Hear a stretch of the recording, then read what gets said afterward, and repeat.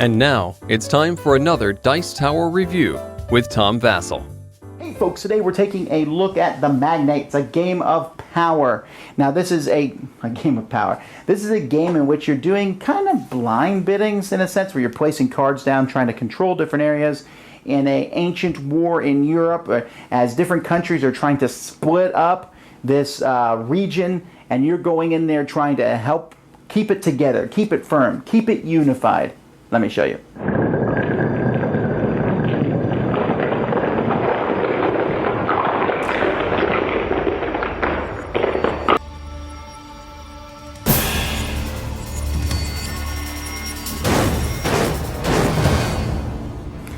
There are 4 rounds in the game. In each of those rounds there is a king who affects the game slightly. There's random kings that you can pick.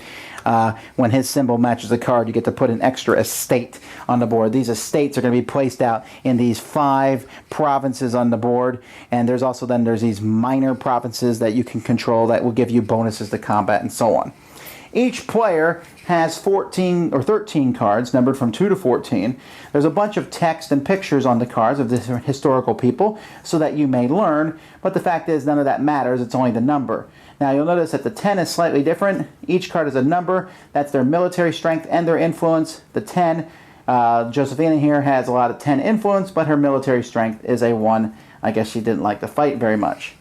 At the beginning of each round, players are going to, in turn order, place 3 cards of their 13 cards here on the board. So each player is going to be placing those under these 4 privileges up here at the top. So players can place those in any way. So we turn these 2 over. Yellow played a 14, blue played a 9, so yellow gets this card. Here, yellow played a 6, white played a 6. It's a tie, which is determined in turn order, except if you take the primate here, you decide all ties during this round. So whoever controls this card would decide the tie. And then in here, an 11 and a 3, so blue gets it. And then here, in the last one, we have a 7, 5, and 3, so white gets it. Each of these cards, when you take them, gives you the ability to put an estate on the board in a zone of your choosing. They also give you a special ability. You saw this one breaks ties.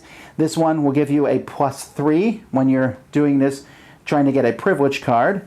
This one here you can exchange, so you can take someone else's estate off the board and put one of your own in its place at the end of each round.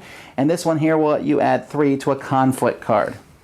Now after people auction off the offices, you're going to do the same thing, but this time you're going to be doing it with privilege cards. There's a deck of privilege cards, and you're going to place 5 of them here.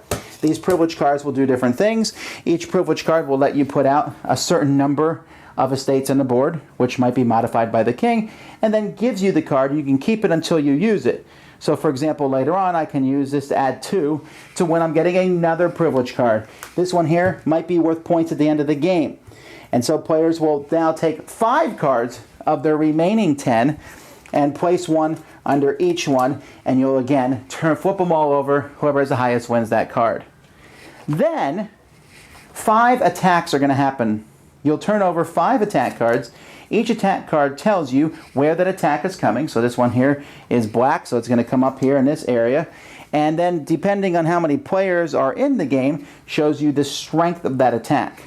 Players will then take the remaining 5 cards and place those, trying to defend the different attacks that are on the board. You will flip those over, add together all the military strength of these cards, and see if it beats this number here. If it does not, well then that region has been breached. 3 breaches and the game ends. And the person who contributed the lowest card is going to lose an estate or whatever it might tell you here. There's different things that will happen. Sometimes they'll put other pieces on the board. Sometimes you can have good cards that add good pieces to the board, etc. So there's things that can affect battles, and you might gain or lose properties, but usually it involves you putting more estates on the board or losing them. This will continue for 4 rounds. At the end of the game, you're going to get points if you have, for each of these on the board, if you dominate a region, which means you have more than everyone else put together. So let's say yellow here has 4, which is more than everyone else. You dominate that region. If you just have more than everybody else, then you control the region And so you also get points for that, and you get points if you control some of these outside bonus regions, and then there's a couple cards that are worth points. Most points is the winner. Now, a positive thing here would obviously be that they did a good job with the theming. They did a good job, keeping the theme. It's on the cards, it's in the wars, it's very historical, and even though I know, sadly, pretty much nothing about it, I did learn a little, at least from the game, and the pictures and everything is very historical.